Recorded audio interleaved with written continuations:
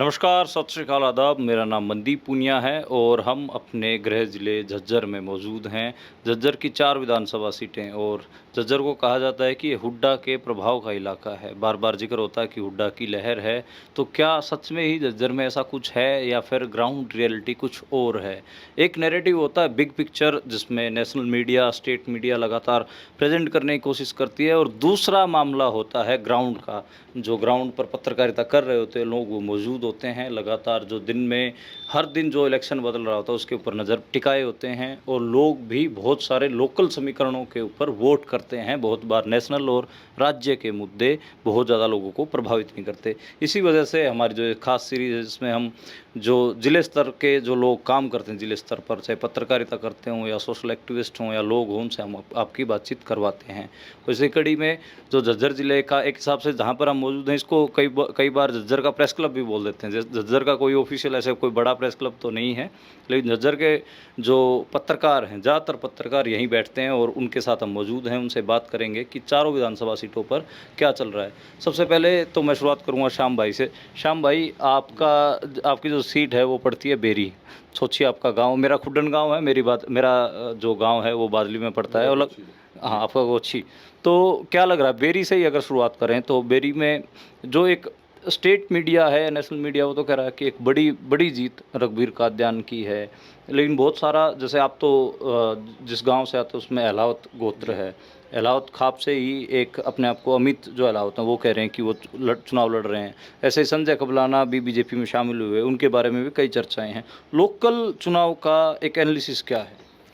देखिए, जो झज्जर जिला कहूँ या बेरी विधानसभा कहें या पुराना रोहतक शहर कहें, इसमें कहीं न कहीं चाहे कोई माने या ना माने, चौधरी भूपेंद्र सिंह हुड्डा और दीपेंद्र हुड्डा के नाम पे वोट आते हैं। यहाँ के जो अगर कोई निजी विधायक या उम्मीदवार ये कहें कि मैं अपने बलबूते पे जीत सकता हूँ, वो मेरे ख्याल से नहीं है। जो बेरी की बात कर रहे हैं आप, बेरी विधानसभा में डॉक्टर रघुवीर कादियान हमेशा से 35 और 45 हज़ार के बीच की वोट रखे हैं, जबकि वोट यहाँ आपके 1.25 लाख के करीब आसपास जो है पोलिंग होती है। तो 80-90 हज़ार वोट हैं वो हमेशा उनके जो है विपक्ष में पड़ती हैं, लेकिन वो डिवाइड होकर पड़ती हैं, इसलिए जो है वो हर बार जीत जाते हैं। इस बार परिस्थितियाँ कुछ अलग हैं। कुछ अलग कैसे हैं कि भारतीय जनता पार्टी ने संजय कबलाना को टिकट दी है। उनका गांव कबलाना है, झज्जर विधानसभा में आता है और वो बादली से चुनाव लड़ते रहे हैं। तो जो उनकी जो पृष्ठभूमि वहाँ जो उन्हें मिलने चाहिए थे वो नहीं है। उनको बाहरी जो एक नेता होगा ठप्पा उनके ऊपर है और वो कहीं जायज़ भी है, क्योंकि भारतीय जनता पार्टी की टिकट पे जो है करीब 1 दर्जन युवा और जिसमें महिलाएं भी शामिल थी और जो टिकटार्थी थे, उनको दरकिनार करते हुए संजय कबलाना को टिकट दिया गया है। तो इससे जो है भाजपा जो काडर है या आरएसएस का जो काडर है, उसमें भी एक नाराज़गी है कि इसको टिकट क्यों दिया गया बाहर के नेता को। तो इसकी वजह से उनका इलेक्शन नहीं उभर पा रहा है, भारी होने की वजह से। दूसरी तरफ अमित अहलावत हैं। अमित अहलावत खाप का उनके ऊपर प्रत्यक्ष जो है वो आशीर्वाद नहीं है, लेकिन परोक्ष है। प्रत्यक्ष क्यों नहीं है? क्योंकि प्रत्यक्ष इसलिए नहीं है कि खाप में कभी राजनीति में नहीं आती हैं। जैसे हमारे प्रधान जय सिंह अहलावत जी कहते हैं कि एक व्यक्ति अगर किसी का स्वागत करता है, एक व्यक्ति किसी के पास आता है, वो व्यक्ति विशेष है, खाप नहीं है। जैसे उनके जो है रघुवीर कादियान के जो है वो स्वागत के बाद उनके ऊपर एक आरोप लगाया गया मीडिया द्वारा, या एक भ्रम फैलाया गया कि जय सिंह अहलावत ने रघुवीर कादियान का समर्थन कर दिया, अहलावत खाप ने कर दिया है, जबकि ये नहीं था। उन्होंने खुद ये क्लियर किया कि व्यक्ति विशेष जो है वो खाप नहीं हो सकता, वो उनका निजी जीवन है, निजी जीवन की वजह से उन्होंने उनका स्वागत किया। तो खाप जो है, लेकिन प्रत्यक्ष रूप से, परोक्ष रूप से कहीं ना कहीं अमित अहलावत के साथ है। उसकी वजह जो है खाप के पुराने हमारे बुजुर्ग रहे मांगे सरपंच, एक्स सरपंच डीगल, वो हमेशा साथ खड़े दिखाई देते हैं, युवा साथ खड़े दिखाई देते हैं। अलग अलग गांव के, चाहे गोची है, चाहे बराना है, चाहे लकड़ी है, चाहे शेरिया है, चाहे दमाना, चाहे बम्बेवा है, जो अहलावत के आसपास के गांव हैं, उनसे हर जगह से जो है युवा साथी और बुजुर्ग उसमें शामिल हैं। रघुवीर कादियान पारंपरिक वोट जो है वो ले रहे हैं कांग्रेस पार्टी का, या यूँ कहेगी सांसद दीपेंद्र हुड्डा और भूपेंद्र हुड्डा का। फसल बो रखी है दीपेंद्र हुड्डा ने, भूपेंद्र हुड्डा ने खाद पानी डाला, दीपेंद्र हुड्डा ने फसल की कटाई कर रहे हैं रघुवीर कादियान। अब वो फसल उनके पल्ले कितनी आती है वो एक अलग चीज़ है। रही बात अगली, एक आम आदमी पार्टी से हैं सोनू अहलावत हैं, उनके पति जो है अश्विनी दुलेडा है, वो अयोग्य घोषित हो गए थे चुनाव में की वजह से, उन्होंने कुछ खामियां रही होंगी, तो इस बार वो अयोग्य घोषित हो गए, तो सोनू अहलावत को टिकट दे दी गई आम आदमी पार्टी की। उनका कोई विशेष प्रभाव में देखने को नहीं मिलता। पिछली बार भी उनकी 1600 के आसपास करीब वोट आई थी। एक और आदमी नए आए हैं, वो हैं गोवर्धन सिंह, 360 के प्रधान। उनका ना तो यहाँ गांव है, ना उनका गोत्र है, ना उनकी कोई यहाँ पहले छवि रही है यहाँ की। वो दिल्ली के आदमी है, दिल्ली रहने वाले, दिल्ली की सब चीज़ें हैं। तो उनके ऊपर भी दलाल खाप, देशवाड़ खाप, या हम जो है छुडानी का जो आसपास का इलाका वो कहें, वो उसी के नाम के ऊपर इलेक्शन लड़ने के लिए आए हैं। लेकिन मुझे नहीं लगता कि वो जमानत भी बचा पाएंगे। तो एक हिसाब से बेरी में आज के दिन आपको अगर एक समीकरण देना हो तो दीपेंद्र हुड्डा और भूपेंद्र हुड्डा के नाम पर वोट पड़ रहे हैं और कांग्रेस के प्रत्याशी चुनाव जीत रहे हैं। नहीं, वोट हमेशा उन्हीं के वो नाम से पड़ रहा है। पिछले 4 चुनाव आप ले लीजिए, जब छत्र सिंह पहलवान थे, हमेशा जो है तो भूपेंद्र हुड्डा के अनुमान कहे जाने वाले थे, बड़े कम मार्जिन से हारते थे। और वो भी तब हारते थे जब लास्ट मोमेंट पे आने के चौधरी भूपेंद्र हुड्डा या दीपेंद्र हुड्डा गाँव में ठोड़े वाइज या बड़े बड़े जो मोहल्ले वाइज हैं उनमें बैठ के ये कहते थे आप हमें वोट दे रहे हैं, रघुवीर कादियान को नहीं दे रहे हैं। पहले भूपेंद्र हुड्डा ये काम करते रहे। पिछले चुनाव में आपका मातन में, उसमें बराना में, डिगल में, छारा में, दुल्लेड़ा में, डाबोदा में खुद दीपेंद्र सिंह हुड्डा ने अपनी जनसभाएं करी और ये कहा आप मेरे कहने से वोट दे लो, ये आखिरी इनका चुनाव है और आप इनको जिताएं। तो ये रघुवीर कादियान की वोट नहीं है, टिकट नहीं, वोट नहीं है, ये दीपेंद्र हुड्डा की टिकट है, वोट है। और उन्हीं की वजह से अगर वो जीतते हैं तो उनकी वजह से जीतेंगे। लेकिन आज जीत क्लियर नहीं है, कोई ये कह कि हम क्लियर जीत के चल रहे हैं, वो नहीं है। क्योंकि अभी एक सप्ताह का से ज़्यादा का समय है, अभी उलटफेर होंगे। लेकिन आज जो अमित अहलावत है, मैंने उनके कई जो है कार्यक्रम देखे हैं, मीडिया के साथियों से मुझे सुनने में आता है कि कोई ऐसा गांव नहीं है जिसमें अमित अहलावत को अच्छा खासा मार्जिन ना मिल रहा हो, वोट ना मिल रही हो। तो इस बार का चुनाव जो है पूरे हरियाणा में कहीं का भी हो, लेकिन बेरी विधानसभा में चुनाव भाजपा और कांग्रेस का नहीं है, वह कांग्रेस और आज़ाद उम्मीदवार के बीच में है। अब वो कितने मार्जिन से कौन जीता, किसकी स्ट्रेटजी कामयाब होती है, किसकी नहीं होती है, लेकिन अभी हम ये नहीं कह सकते कि क्लियर को 20-50 हज़ार से रघुवीर कादियान जीत रहा होगा। हार जीत का मुकाबला 10-12 हज़ार तक रहेगा, जो जैसा पहले रहा है जी। तो एक भ्रम तो यही टूटा कि जो कहा जा रहा था कि हरियाणा में आफ्टर भूपेंद्र हुड्डा कोई बड़ी जीत बेरी में हो सकती है, तो वो मुझे भी लगता है, क्योंकि मैं भी इस इलाके में कवर करता हूँ, कि मामला उतना ज़्यादा नहीं है। रघुवीर कादियान को एक एज है, वो एज भूपेंद्र हुड्डा और दीपेंद्र हुड्डा के नाम की है, लेकिन लोकल अपने समीकरण हैं, अपनी चीज़ें हैं जो अपने हिसाब से काम भी कर रही हैं। और दीपेंद्र हुड्डा को डीगल गांव में अपनी पंचायत भी करनी पड़ी और उस पंचायत में उन्होंने इमोशनल भाषण भी देना पड़ा। कहा कि मैं आपके गाँव का भांजा हूँ और अपने भांजे को जिताओ, आप अपने भांजे को वोट दे रहे हो। तो वो काफ़ी इमोशनल स्पीच थी। तो उससे भी समझ में आ रहा था कि बेरी के चुनाव के ऊपर कहीं ना कहीं दीपेंद्र और भूपेंद्र हुड्डा। उस जनसभा में भी रघुवीर कादियान ने, चाहे वो अनजाने में किया हो चाहे जाने में किया हो, वो जो कांग्रेस के एक युवा नेता है तस्वीर अहलावत, उनको जो कोण से पीछे मारने का जो एक वीडियो वायरल हो रहा है, वो जहाँ इमोशनल जो बातें की थी सांसद दीपेंद्र हुड्डा ने और एक अपनी जो बातें रखी थी, उसमें कहीं ना कहीं वो उनकी जो इमोशनल स्पीच थी उसको उन्होंने फीका कर दिया रघुवीर कादियान के उस कोणी वाले प्रकरण ने। ये बहुत बड़ा जो है रघुवीर कादियान का एक ड्रॉबैक है कि वो आवेशित बहुत जल्दी होते हैं और उसका खामियाजा जो है वो दीपेंद्र हुड्डा और भूपेंद्र हुड्डा को भुगतना पड़ता है। जी। खैर, अपने लोकल समीकरण होते हैं, अपनी लोकल चीज़ें होती हैं और लोग ऐसी छोटी छोटी चीज़ों को भी पकड़ते हैं देहात में। अगली सीट, मैं जो झज्जर के वरिष्ठ पत्रकार हैं भाटिया जी, उनके पास चलता हूँ। अगली सीट झज्जर शहर की। झज्जर शहर के बारे में भी जब तक बीजेपी ने टिकट अनाउंस नहीं की थी तो ये चल रहा था कि गीता बुक्कल बड़े आराम से 50,000 वोटों से जीत जाएंगी। लेकिन टिकट अनाउंस होती है बीजेपी की कप्तान पिरधाना, जो यहाँ पर जिला परिषद के चेयरमैन भी हैं। उसके बाद वो 50,000 वाला आंकड़ा तो गायब होता है। लोग कह रहे हैं कि जीत जाएंगी, लेकिन कोई भी मार्जिन नहीं बता पा रहा है। और एक हिसाब से कांग्रेस कार्यकर्ता जितने पहले कॉन्फिडेंट दिख रहे थे उतना कॉन्फिडेंस भी गायब है। आपको क्या लग रहा है, झज्जर विधानसभा को आपको डिकोड करना हो, आपके हिसाब से क्या फैक्टर काम कर रहे हैं?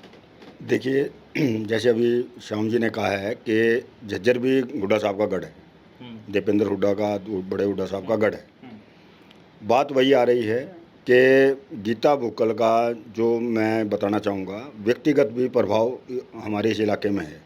लोग शहर की बात करते हैं, बीजेपी वाले कहते हैं कि शहर के अंदर से बड़े मार्जिन से हराया जाएगा, लेकिन ये बात सच नहीं है। क्योंकि देखिए, अगर सच्चाई है तो सच्चाई ये है कि गीता बुक्कल का शहर के अंदर सभी 36 बिरादरी के अंदर अपना एक प्रभाव है। यहाँ तक कि जो लोग दीपेंद्र सिंह हुड्डा को वोट नहीं देते हैं लोकसभा चुनाव में, वो विधानसभा चुनाव के अंदर गीता बुक्कल को वोट देते हैं। गांव के अंदर दीपेंद्र सिंह हुड्डा का प्रभाव है। अभी भूपेंद्र सिंह हुड्डा मातनेल के अंदर आए और कबलाना गांव के अंदर आए, लेकिन अब इंतजार है दीपेंद्र सिंह हुड्डा का। आज की स्थिति की मैं बात करूं तो कप्तान बिरदाना बेशक मुकाबले के अंदर दिखाई दे रहे हैं, लेकिन नंबर 1 पोजीशन में मुझे आज दिखाई दे रही हैं गीता बुक्कल।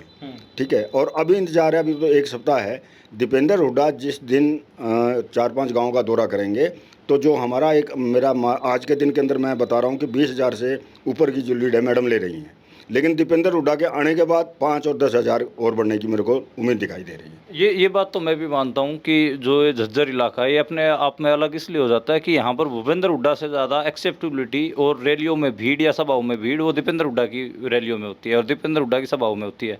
कपलाना में जो भूपेंद्र हुड्डा आए उसमें कोई बहुत ज़्यादा भीड़ नहीं थी, लेकिन दीपेंद्र हुड्डा जब इस इलाके में आते हैं तो ज़्यादा भीड़ होती है, ज़्यादा प्रभाव रखते हैं। तो अपने पिताजी से अगर मैं पूरे हरियाणा की बात करूँ तो झज्जर अकेला ऐसा जिला होगा जहाँ पर दीपेंद्र हुड्डा की पॉपुलरिटी अपने पिताजी से ज़्यादा है। बाकी के ज़िलों में हमें जो सीनियर हुड्डा हैं, भूपेंद्र हुड्डा हैं, वो ज़्यादा बड़े नेता दीपेंद्र हुड्डा से नज़र आते हैं। लेकिन झज्जर पता नहीं अपने आप में क्यों एक अलग इस मामले में है कि भूपेंद्र हुड्डा की सभाओं में इतनी भीड़ नहीं होती जितनी दीपेंद्र हुड्डा की सभाओं में होती है। परवीन, मैं एक चीज़ और समझना चाहता हूँ।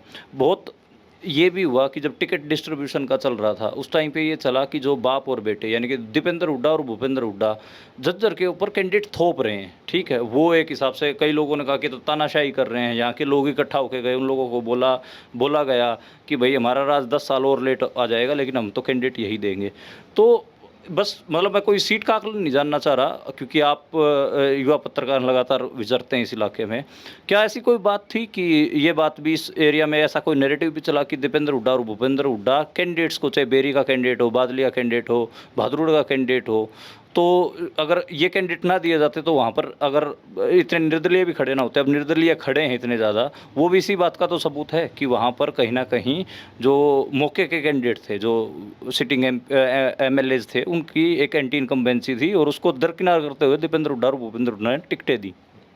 देखिए, आपको याद होगा कि किरण चौधरी जब पार्टी छोड़ के गई थी तो उन्होंने कहा था कि दीपेंद्र हुड्डा और भूपेंद्र हुड्डा ने हर विधानसभा क्षेत्र में 3-3, 4-4 ऐसे लोग हैं वो बना दिए हैं जिनको आश्वासन दिया जा रहा है पिछले 10, 15, 20 सालों से कि अगली बार आपको मौका दिया जाएगा। तो अब वो लोग क्या करेंगे? वो लोग इस चुनाव में खड़े होंगे और कहीं ना कहीं 2-2, 4-4, 5-5 हज़ार का है वो नुकसान करेंगे। तो ये इस बात का सबूत है जो किरण चौधरी ने बताया था।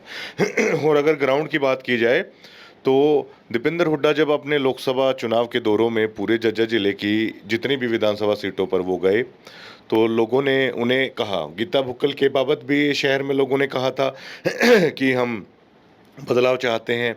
बेरी में भी ऐसा ही पंचायतें भी हुई थी काफ़ी सारी कि हम बदलाव है वो चाहते हैं। बहादुरगढ़ का आप जानते ही हैं कि राजेश जून को पिछली बार ये कहा जाता है कि हुड्डा साहब ने आश्वासन दिया था कि अगली बार आपको टिकट है वो दी जाएगी।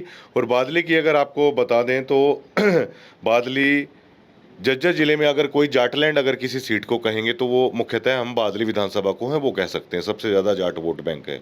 और पिछले अगर आप 15 या 20 साल की राजनीति देखें तो सोनीपत जैसा हाल है यहाँ पर होता हुआ दिखाई दे रहा है।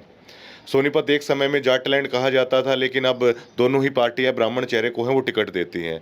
तो बादली भी इस ओर जाता हुआ है वो कहीं चला ना जाए, तो इसको लेकर जाट वोट बैंक हमेशा से ये कोशिश में था कि उन्हीं को दी जाए लेकिन उन्हें भी नहीं दी गई।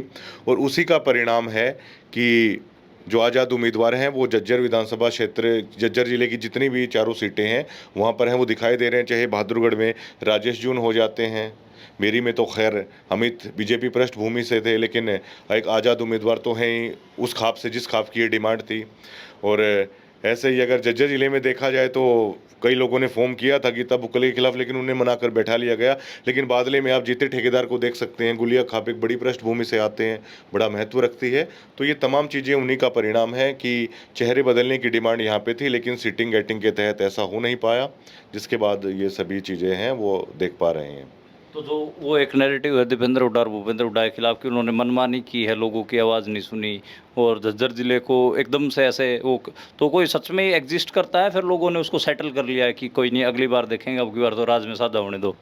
देखिए वैसे जो लोग अपनी ये मांग उठा रहे थे या खिलाफत कर रहे थे, पता उनको भी ये था कि शायद सीटिंग गेटिंग ही होने वाला है। और इस चीज़ की तो झज्जर ज़िले को आदत है कि पहले ये मांग उठाई जाती है, लेकिन बाद में चौधरी भूपेंद्र हुड्डा या दीपेंद्र हुड्डा वो आके कहते हैं कि आप वोट इन्हें नहीं, आप वो वोट हमें दे रहे हैं। और वो चुनाव के आखिर तक एग्जिस्ट इसलिए करता है कि इस बात को लागू भी करते हैं दीपेंद्र हुड्डा, अगर यहाँ पे आपको काम करवाने हैं तो विधायकों के मोहताज नहीं होते लोग, आप सीधा दीपेंद्र के पास जा सकते हैं, सीधा दिल्ली जा सकते हैं, काम करवा सकते हैं।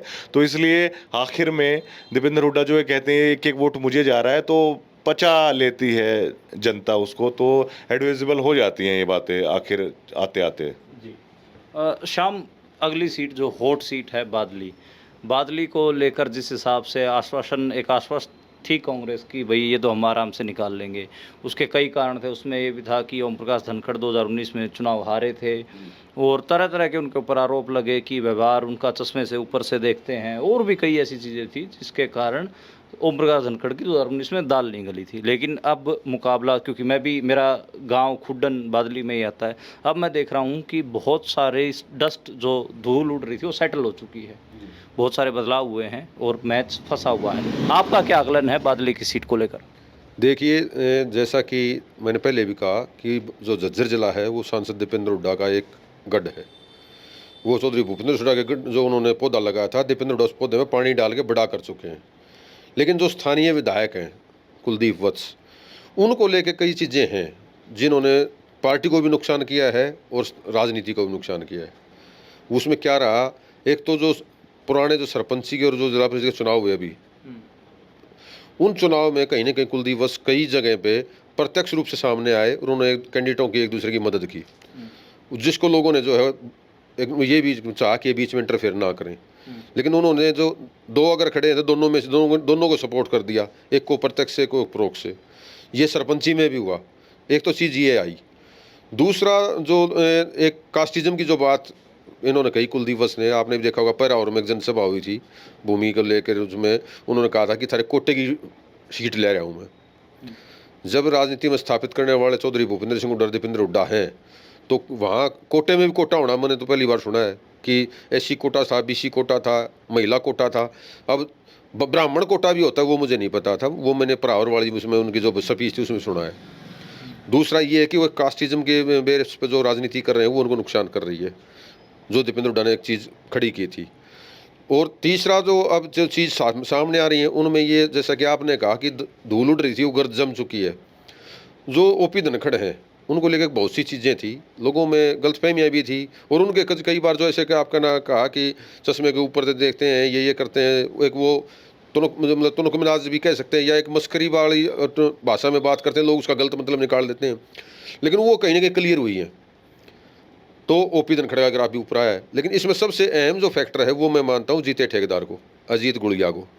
वो ये है कि वो आज़ाद उम्मीदवार हैं, टिकटार्थी थे, टिकट नहीं मिलने की वजह से वो आज़ाद खड़े हुए।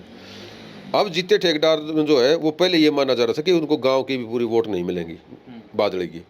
लेकिन अब धीरे धीरे जैसे ये गुड़िया खाप के प्रधान उनके साथ आए हैं, हर चुनावी जनसभा उनके साथ जा रहे हैं, और वो ये कह रहे हैं कि ये जो है अकेला बादली का नहीं है, ये गुड़िया खाप की बात है। एक हमारे यहाँ पर जो पुराने जो धीरपाल होते थे, धीरपाल जी ने कोई ज़्यादा बड़े विकास के काम नहीं करे थे, लेकिन गुड़िया गोड़ होती थी उनके समय पे, गुड़िया की गोड़ बोली जाती है। तो गुड़िया की जो गोड़ थी वो मजबूत स्थिति में होती थी। गुड़िया जो तीसा है वो एक साथ वोट डालता था, जहाँ गुड़िया तीसा चला गया वहीं बादली विधानसभा पार, वही आदमी पार। तो इस बार जो वो पिछले कई सालों से वो जो गुड़िया की जो गोड़ टूटी हुई थी, वो कलीराम और नरेश शर्मा के चुनाव के बाद कलीराम को जो है ओम प्रकाश चौटाला ने टिकट दे दी थी, आज़ाद उम्मीदवार के तौर पे बादलीवाड़ की गांव से उठ खड़े हुए नरेश शर्मा ने जो है वो जीत गए थे। उससे एक बिखराव आ गया था गुड़िया में कि जहाँ बादली वोट डालेगी वहाँ गुड़िया के बाकी तीसरा नहीं डालेगा, जहाँ तीसरा डालेगा वहाँ गुड़िया नहीं डालेगी, उस बादली नहीं डालेगी। ये एक टूट आ गई थी। लेकिन इस बार वो टूट कहीं ना कहीं जुड़ती दिखाई दे रही है। अब मुझे ये नहीं पता जीते ठेकेदार कितने वोट लेंगे, लेकिन वो वोट लेंगे उनमें जो बहुतायत है वो कुलदीप की और कांग्रेस की है, क्योंकि वो कांग्रेस की पृष्ठभूमि के हैं। एक फैक्टर तो ये होता है। दूसरा क्या है कि जो आपको पिछली बार ध्यान होगा, पिछली बार यहाँ से संजय कबलाना ने चुनाव लड़ा था आज़ाद उम्मीदवार के तौर पे, जेजेपी की टिकट पे, और उनको 28,000 वोट मिले थे। उससे पहले वो बीजेपी की सीट पर लड़े थे, उनको 12,500 वोट मिले थे। वो जो 28,000 वोट थे वो जेजेपी के या संजय कपलाना के नहीं मानता मैं। वो वोट वो थे जो ओपी धनखड़ से नाराज थे, जाट वोट, और कुलदीप के यहाँ डलना नहीं चाहते थे। वो बहुतायत उन वोटों की थी कि उनको एक जगह नहीं मिल पा रही थी, इसलिए इनकी वोट बढ़ गई।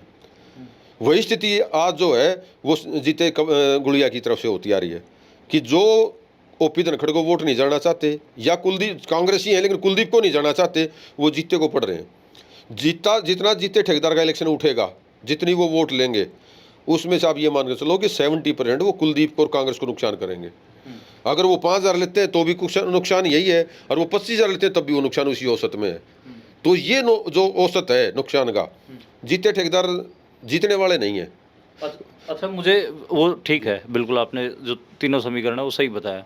मैं क्योंकि मेरा गांव है और मेरे को भी एक अपना आकलन रखना पड़ता है, मेरी सीट है और मेरे ऊपर दबाव भी रहता है क्योंकि मेरी बुआ भाण सब गुड़िया चौबीसी में ब्याह रखी हैं, सोंदी, निमाणा, लाडपुर, ये सही अपना सारी रिश्तेदारियाँ इधर ही हैं। तो एक दबाव होता है आपको, आप समझ रहे होगे। तो मैंने एक अपना आकलन किया, मेरे को लग रहा है कि जो बादली का चुनाव वो 5,000 के बीच में झूल रहा है, ठीक है, और वो आखिरी के और 5-7 दिन के बाद सेटल पता चलेगा कि वो 5,000 कांग्रेस के प्लस में है, 5,000 धनखड़ के प्लस में, लेकिन 5,000 के बीच में झूल रहा है। क्या ये मेरा आकलन सही है या फिर आप मेरे को इसमें करेक्ट करना चाहोगे? देखिए 5,000 की स्थिति अभी नहीं है। अच्छा, जैसे मैंने आपको बताया कि जो जीते ठेकेदार है, हम ताश खेलते, रम्मी होता है ताश का गेम, उसमें जोकर होता है एक। जब आपकी सीरीज पूरी नहीं होती है तो जोकर लगाया जाता है, और वो जोकर जो है वो हार जीत का फैसला करता है। आज जीते जो है वो रम्मी के जोकर हैं, वो जिसकी तरफ में डल जाएंगे, सेट हो जाएंगे, वो दूसरा हार जाएगा। और आज वो जो मुझे जो लग रहा है उनका जो वो काट है, वो कुलदीप की काट ज़्यादा हो रही है, धनखड़ की कम हो रही है। तो वो कहीं ना कहीं धनखड़ की जो ताश है उनमें सेट होते दिखाई दे रहे हैं, उनकी जीत का कारण बन रहे हैं। और ये जो जीत का आंकड़ा है ये 5,000 से बढ़ेगा, मेरा मानना ये है। ये जो है ये 10 और 15 के बीच तक जा सकता है आज की स्थितियों में। हालांकि जो चुनाव है वो शेयर मार्केट की तरह होता है, आज अप डाउन, आज एक कंपनियां ऊपर तो कल दूसरी कंपनियां नीचे है। आज की स्थिति में मेरा ये मानना है कि 10 से 15,000 वोट की लीड ओपी धनखड़ ले रहे हैं। वो सिर्फ कुलदीप की स्ट्रेटजी ठीक ना होने की वजह से, मेन कारण यही है। एक इनका जो लोकल इंटरफेयर रहा, वो कई मुद्दे हैं राजनीतिक के अलावा भी सामाजिक मुद्दों में भी इंटरफेयर रहा है, जो इस गांव में खासतौर पर गुड़िया चौबीसी में चर्चा का विषय बना हुआ है। वो चीज़ें नुकसान करेंगी। हाँ, हालांकि अगर दीपेंद्र हुड्डा और भूपेंद्र हुड्डा यहाँ थोड़ा अगर अपना इमोशनल जो टच छोड़ते हैं, वो अगर लोगों को समझाने का में कामयाब होते, जैसे प्रवीण ने बताया कि सब कुछ मैनेज होता है जब दीपेंद्र हुड्डा के कहते हैं कि आप मुझे वोट दो, मैं खड़ा हूँ, आपने मेरे से काम लेना है, आप विधायक को भूल जाओ। वो अगर लोगों की समझ में आ जाती है तो चुनाव बदल सकता है। लेकिन आज की परिस्थिति में मैं तो मानता हूं कि आज जो है कांग्रेस जो यहाँ से अपनी सीट जो लूज कर रही है सिर्फ और सिर्फ स्थानीय विधायक कुलदीप वत्स की वजह से। जी। अच्छा, एक सीट बची बहादुरगढ़। भाटिया जी, क्या आपके पास बहादुरगढ़ के बारे में जानकारियाँ? बहादुरगढ़ के बारे में बहुत सारे लोग कह रहे हैं कि कभी कह रहे हैं कि राजेश जून का इलेक्शन मजबूत हो रहा है, कभी कह रहे हैं कि वहाँ पर कांग्रेस के जो राजेंद्र जून हैं उनको दीपेंद्र भूपेंद्र हुड्डा समझाएंगे तो वो हो जाएगा, सेट हो जाएगा। कोई बीजेपी का इलेक्शन को मजबूत बता रहा है, कोई जो यहाँ से राठी साहब थे जिनकी मौत हुई, जिनको गोलियां मार, उनके जो शीला राठी हैं उनकी वाइफ, उनका इलेक्शन मजबूत हो रहा है। आपके पास बहादुरगढ़ की क्या जानकारी? देखिए, जिस प्रकार से हम सभी को पता है, राजेश जून जी कार्यकर्ता रहे हैं, पुराने कार्यकर्ता बढ़िया कांग्रेस के, लेकिन उन्हें उनके साथ हर बार ये कहा गया कि आप इस बार बैठ जाइए, लेकिन उन्होंने आपके हौसला रखते हुए निर्दलीय प्रत्याशी के रूप में अपना नामांकन किया। और जब से उन्होंने नामांकन किया अब तक जितनी भीड़ उनकी सभाओं में आ रही है, जितने लोग उनकी सभाओं में आ रहे हैं, तो उससे ये लग रहा है कि उनकी पोजीशन जो है इन सभी प्रत्याशियों से अधिक दिखाई दे रही है। भारतीय जनता पार्टी की अगर बात की जाए तो भारतीय जनता पार्टी सिर्फ एक ही भरोसे पे बैठी है, जो नॉन जाट वोट है वो सिर्फ क्या पता हमारे पास एकदम से सारी गोलबंद होकर हमारे ऊपर हमारे पास आ जाए। यानी उसका दिनेश जी का हमारे को ऐसा प्रचार अभियान या कुछ ऐसा गांव के अंदर जो दौरे हैं वो नहीं दिखाई दे रहे हैं। शीला राठी जी की बात करूं तो शीला राठी जी का मैंने भी कुछ गाँव का बहादुरगढ़ के अंदर दौरा किया है, तो प्रचार अभियान में सबसे नंबर 1 पर आज की स्थिति में मुझे शीला राठी जी दिखाई दे रही हैं। उनकी गाड़ियां हैं, उनके लोग हैं जो गांव-गांव में जा रहे हैं। और मुझे तो ये लग रहा है कि जैसे जैसे चुनाव नज़दीक आएगा, सहानुभूति वोट तो देखिए, हम लोग बड़े एक इमोशनल होते हैं। जो सहानुभूति, क्योंकि अभी ताज़ा ही प्रकरण हुआ है नफे सिंह राठी जी की मौत का, जो उनकी हत्या की गई, उसके बाद अचानक से शीला राठी जी का खुद का आ जाना। अगर उनका कोई पुत्र आता या भतीजा आता तो इतना मुझे नहीं लगता था प्रभाव होना था, लेकिन शीला राठी के खुद आने से, चुनाव लड़ने से एक इमोशनल वोट जो है ना नफे सिंह राठी का जो एक है, वो बढ़ोतरी उसके अंदर मुझे दिखाई दे रही है। तीसरा जो है, मैं बात करूं, एक निर्दलीय प्रत्याशी हैं जो पंचायती प्रत्याशी कहते हैं अपने आप को, रमेश दलाल जी की। अब मंडोठी है और असोदा है, यहाँ पर उन्होंने बड़ी पंचायत की हैं। जो दलाल खाप बड़ी पंचायत है, वहाँ पर बड़ा प्रभाव रखती है, उनका भी अब आशीर्वाद मिला है। यानी कि आज की स्थिति में हम ये नहीं कह सकते हैं कि बहादुरगढ़ के अंदर आज की स्थिति में कि कौन प्रत्याशी जो है बड़ा लीड ले रहा है, क्योंकि अब जैसे जैसे चुनाव का समय नज़दीक आएगा, 3-4 दिन के बाद असली तस्वीर जो है सामने आएगी। तस्वीर तो 3-4 दिन बाद सामने आएगी, लेकिन शाम अहलावत एक किस्म से एक चीज़ पे और नज़र रखते हैं, वो है पार्टी के दफ्तर। आप तो बहादुरगढ़ गए हैं और आपने पार्टी के दफ्तरों को देखा है, और आप हर जगह जाते तो अलग अलग फैक्टर महसूस करते हैं। बहादुरगढ़ में ये जो पार्टी, इनके दफ्तर खुले हुए हैं प्रत्याशियों के, उनके बारे में थोड़ा बताइए, जिससे थोड़ा सा आपने क्या महसूस किया उन दफ्तरों को देखकर? उनमें जुटने वाली भीड़ क्या भारी दिख रही है, या किस किस्म का माहौल है उससे, अगर आपको? और एक बहादुरगढ़ का आपका भी एक अपना एनालिसिस है, क्योंकि आपके जो गाँव के लोग हैं वो गोची के, वो उधर बहादुरगढ़ की तरफ भी बढ़ते हैं। बिल्कुल। देखिए, पुरानी कहावत है गाँव की, गाँव के हालात गाँव के बेटोड़े बता दिया रहे हैं। ये जो परिस्थिति बहादुरगढ़ की है, जो आप कार्यालयों की बात करें, तो जो बिटोड़े देखने वाली बात है, उसके हिसाब से तो जैसे भाटिया जी ने कहा, प्रचार और प्रसार की अगर हम देखें तो 2 जगह भीड़ सबसे ज़्यादा मिल रही है। नफे सिंह राठी, शीला नफे सिंह राठी के कार्यालय पे आप जाएंगे तो विजिट करके देखना। एक रमेश दलाल के पे, राजेश जून के पे भी ठीक ठाक है, लेकिन राजेंद्र जून की स्थिति सबसे खराब दिखाई दे रही है अगर हम उनके पार्टी कार्यालय की अगर बात करें, भीड़ भाड़ की। क्योंकि लोग, समर्थक जो है वो सबसे पहले कहाँ आते हैं? पार्टी कार्यालय में, जो मेन कार्यालय है, वहीं से जो रणनीति बन के चलती है, कौन कहाँ जाएगा, कैसे करेगा, कैसे रणनीतियाँ होंगी। तो अगर हम वहाँ की अगर स्थिति बात करें कार्यालयों की, तो राजेश जून का भी ठीक ठाक है, लेकिन सबसे बेस्ट जो है शीला राठी का है। दूसरे नंबर पर रमेश दलाल का है। उसका वो दलाल खाप एक्टिव हो गया, क्योंकि पहले एक सुनने में आया था कि करीब 10 हफ्ते भर पहले मांडोठी गाँव ने लोटे नून डाल दिया। अपने गाँव में लोटे नून डालना एक बहुत बड़ी बात है। अगर हम कसम खाने की बात करें, वो कहते हैं बोला माँ कसम, बाप कसम, फलाने कसम, लेकिन फलाने के नाम का मैंने लोटे नून डाल दिया। इसका मतलब ये है कि जान जा सकती है, लेकिन मैं वहाँ से हटूंगा नहीं। तो वो मांडोठी गाँव की जो लोटे नून वाली बात है, वो कहीं ना कहीं दलाल खाप को एकजुट करने लगी है। पिछले 1 सप्ताह का जो प्रकरण हम देखें, वो दलाल खाप काफ़ी जो है संगठित हुई है। जो राजेश जून जी का वो ड्रॉबैक है, वो अच्छे शहर में अच्छी पकड़ रखते हैं, लेकिन वो जो एक ही गांव से 3 विधायक के उम्मीदवार हो गए, राजेश जून, राजेंद्र जून, दिनेश कौशिक। तो एक आसपास ये भी मैसेज चल रहा है कि सारे एमएलए के गाँव नहीं चाहिए के। नफे सिंह राठी का जो, जैसे भाटिया जी ने बताया कि एक तो उनका 30-35 हज़ार वोट का खुद का अपना एक बैकअप है। मुझसे वो कभी भी लड़े, चाहे आज़ाद लड़े, चाहे जेजेपी इन से लड़े, 30-35 हज़ार वोट उनके रहे। और वो अब इमोशनल साथ, तो वो इमोशन साथ आए हैं, तो इन इमोशंस की वजह से वो एक मजबूत स्थिति में खड़ी हो गई हैं। और आज जो मैं मानता हूँ, जो चुनाव में जो अहम किरदार हैं, वो दिनेश कौशिक, नॉन जाट के सारे, खासतौर पर शहरी वोटर, राजेश जून, वो शहर के भी और गांव के भी, क्योंकि उन्होंने जो हॉस्पिटल का काम कर रहे हैं और समाज कार्य कर रहे हैं। शाम आपको रोक रहा हूँ, जो आप बात कर रहे हैं उसमें मैं इसलिए रोक रहा हूँ कि कहीं ऐसा तो नहीं होगा कि 4 जाटों के बीच से एक, जो बीजेपी जो नॉन जाट की पॉलिटिक्स करती है, वो उनकी सफल हो जाएगी बहादुरगढ़ में? 2014 में यही हुआ था, जो आपको आशंका है, ये वही हुआ था। 2014 में नरेश कौशिक, इन्हीं दिनेश कौशिक के भाई थे, वो अकेले थे बीजेपी के, नॉन जाट कहेंगे तो, और सामने जो है राजेश जून, राजेंद्र जून और रमेश दलाल और शीला नफे सिंह राठी, ये सारे मैदान में थे। तो इसकी वजह से क्या है, वो जाट वोट बटेगा, और नॉन जाट अगर वो एक जगह पोलराइज हो जाता है तो 2014 वाली स्थिति दोबारा आ सकती है, कोई ताज्जुब की बात नहीं है। लेकिन ये पोलराइजेशन वो रोक पाते हैं या नहीं रोक पाते हैं? शहर में जो एंट्री राजेश जून के, अगर मान लो बराबर की वोट ले जाता है दिनेश कौशिक की, तो दिनेश कौशिक को मार देगा। हाँ, इस परिप्रेक्ष्य में राजेंद्र जून बहुत पीछे चले गए हैं कांग्रेस के, वहाँ उनकी स्थिति जो है, अगर वो चौथे पे भी आ जाए तो कोई ताजुब नहीं है। तो झज्जर जिले में एक सीट जहाँ से कांग्रेस को अब उम्मीद छोड़ देनी चाहिए, वो बहादुरगढ़ है। जी हाँ, बहादुरगढ़ है, या तो आज़ाद है या बीजेपी है। राजेंद्र जून जी वो मुकाबले में नहीं है, चाहे वो कोई बुरा माने चाहे भला माने। वो जैसा कि प्रवीण ने कहा था कि वो टिकट बंटवारे को लेकर मान लो आप, चाहे वो लोगों से इंटरेक्ट कम होते हैं या और समीकरण, जातीय समीकरण है, वो सारी चीज़ें निकल के आ रही हैं। लेकिन दीपेंद्र हुड्डा भूपेंद्र हुड्डा के दम पे आ रही हैं जो वोट आ रही है वहाँ पे भी।